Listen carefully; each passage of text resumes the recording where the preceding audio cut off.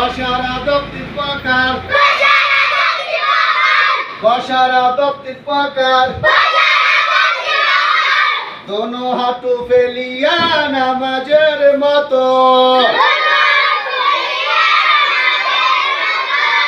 দোনো হাঁটু ফেলিয়া নামাজের মতো।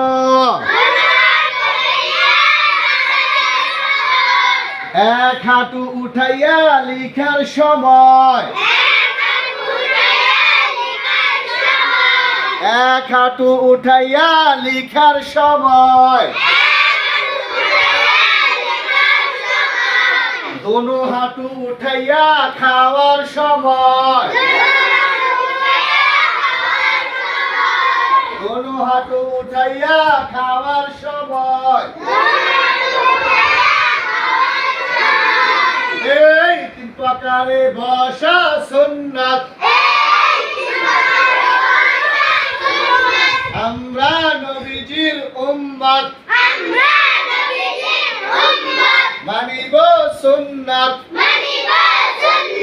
করিব আমল, পাইব সফল। তোমাদের বাপখানার হাতখানা উঠাও, ডান হাত, ভাত খাওয়ার হাতের নাম ডান হাত, ভাত খাওয়ার হাতের নাম ডান হাত, ভাত খাওয়ার হাতের নাম ডান হাত। নামাও, অপর হাতখানা উঠাও, বাম হাত তোলো, বাম হাত, অপর হাতের নাম বাম হাত, অপর হাতের নাম বাম হাত, অপর হাতের নাম বাম হাত। এভাবে করো।